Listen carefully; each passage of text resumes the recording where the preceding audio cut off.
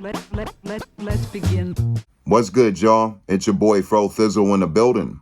And today I'm going to be talking about the 1981 film, The Beyond, directed by Lucio Fulci. Ain't nothing to it but to do it. The film starts off with the classic Grindhouse opening with the funky fanfare track playing, which I'm a big fan of. Not sure if this only plays on a Shudder version.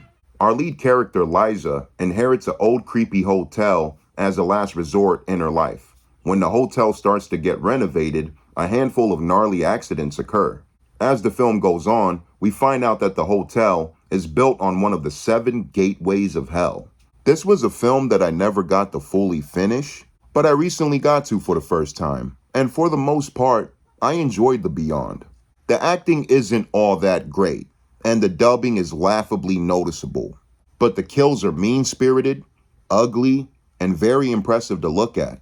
The practical effects are fantastic. I loved the tarantula scene. I cringed through the whole sequence. Very gory when the spiders start taking chunks out of Liza's friend. And it made me feel very queasy. I love films like Eight-Legged Freaks and Arachnophobia, but for some reason, the tarantula sequence in this film made me feel like, damn. We have a pretty brutal opening sequence when the man responsible for unleashing one of the gateways in the hotel gets nailed to the wall. And they kill him in a gruesome, grotesque fashion by throwing boiling water or milk over the guy. And chunks start falling off of his face. The famous dog scene with the blind girl Emily getting her neck and ear ripped out is very painful to watch, but it's also an incredible makeup effect.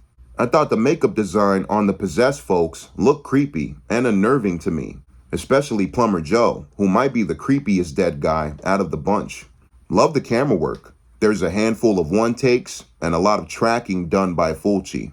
Love the musical score, done by Fabio Frizzi. Very funky and upbeat for the most part, surprisingly, but we also have some pretty dark musical choices that I appreciated.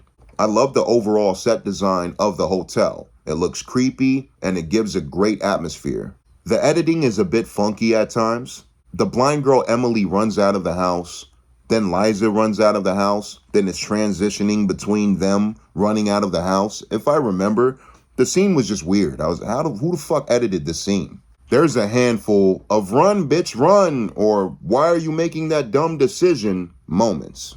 Like the ginger young girl watching her mom die with the tub of acid pouring over her face, and she just stands there while the mom decomposes worse and worse. I get that she would be shocked seeing this, but the scene was odd to me. Or Liza's friend in the library scene, when he's on top of the ladder and he decides to open up the book and read it there, instead of walking down the ladder and reading it on the floor. And of course, he falls off the ladder and soon gets eaten by the tarantulas that I mentioned earlier. Eesh.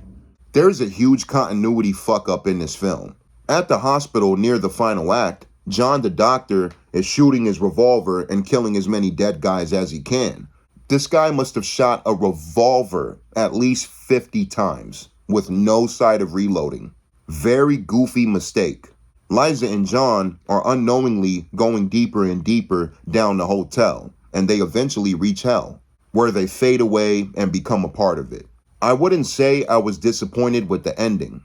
I just found it to be a bit different than what I was expecting. Overall, I like The Beyond, mostly for the kills, admittedly, but I also like the camera work, the music done by Fabio Frizzi, and the dark, creepy atmosphere of the hotel.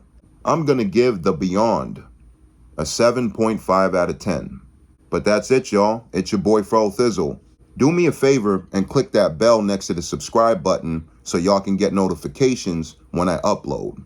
Thank y'all very much. I appreciate y'all. Peace.